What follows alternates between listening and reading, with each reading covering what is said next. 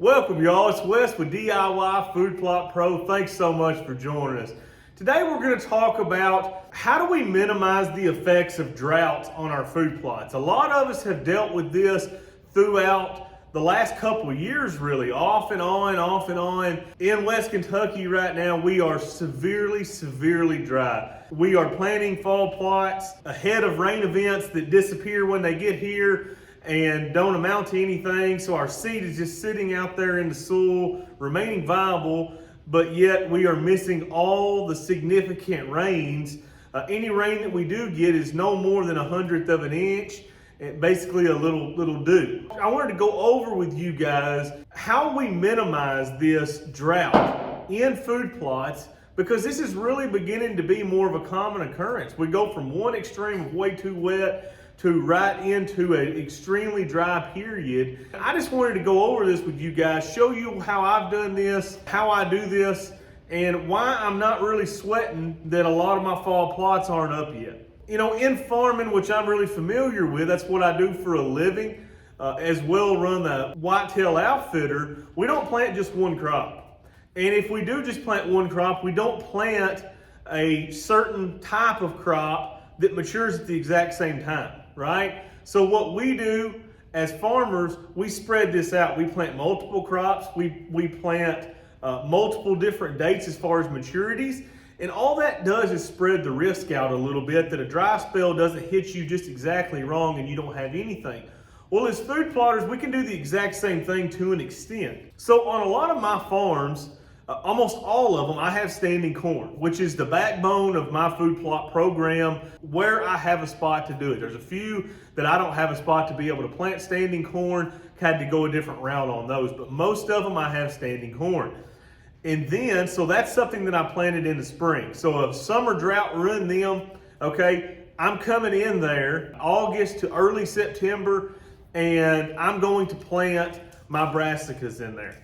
My turnips, my radishes, my kale, all that good stuff is going in to that food plot. Where do I put that? I sow that down the rows of these corn plots. So I'm combining two food plots into one field is basically what I'm doing.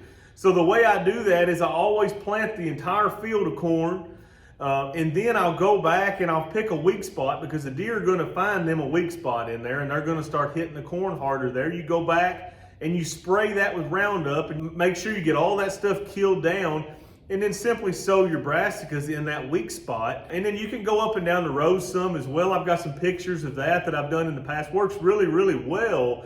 And then it's combining two plots that are two different times.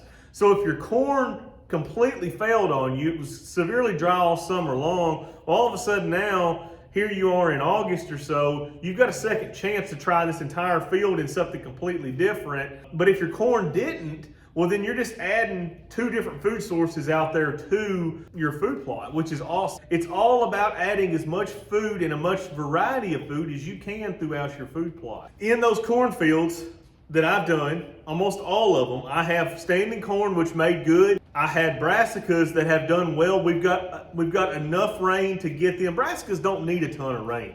They just need some to really get going, and they're pretty stout after that. So you got to realize that when a brassica's kind of doing its thing, temperatures are on the dive. Okay, that's the big difference between corn and soybeans, and say the brassicas or the fall plots. It doesn't take nearly as much water for those type of plots, because the temperatures are no longer 90-95. Now they're maybe 55-60. You're not losing all of that moisture because the atmosphere is so hot. Everything is using a lot of water trying to stay cool. So we got those two things.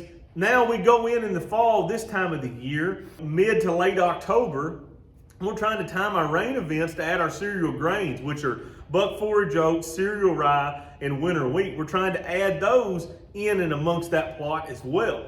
So what I'm doing by adding those, I've got three different time periods. So right now, my winter wheat, my buck forage oats, and my cereal rye are null and void at this point. There's zero out in the field, which sucks really bad. But what would suck a whole lot worse if you were depending on that plot, that one food plot, and all of a sudden you're in a dry spell like we are and you can't get the stuff germed up out of the ground.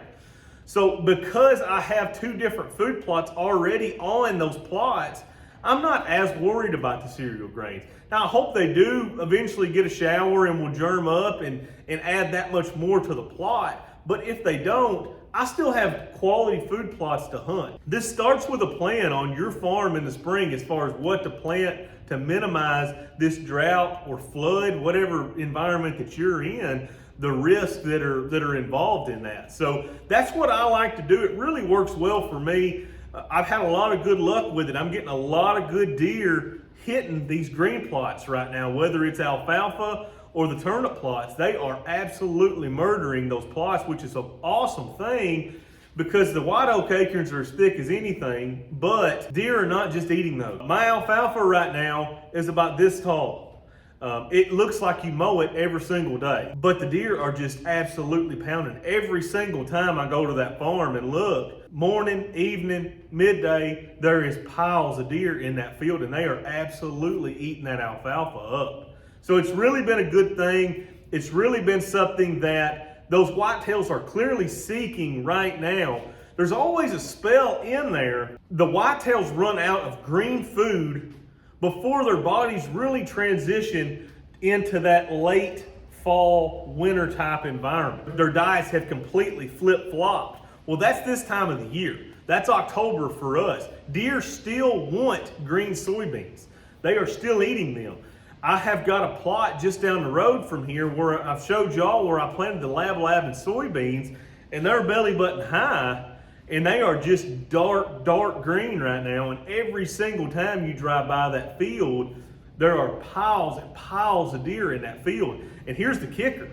There are ag crops all around it that are being harvested, and those deer are still in that green plot. That really shows us as hunters where the money might be for next year in planting for these crops is a late summer food plot that'll stay green well up until your first frost, because we're due for a frost at any point here. We haven't got one yet, but that lab and those soybeans are absolutely getting it, and they are still just dark green and pulling a lot of whitetails in the same way the alfalfa's doing on the farm that it's on. The whole thing on minimizing a drought is going to be plant as many different time periods as you can. Likely 1 or 2 of those is going to make it through, and some of them may not. But the more you spread those dates out, the more you minimize that risk and run that risk. If your whitetail's not having anything that they prefer that time of the year, they're going to go to the next farm over where they can find it. Let's hope your neighbor doesn't have that. Thank you guys for watching. I really appreciate it. Smash that like and subscribe button if you found the video helpful.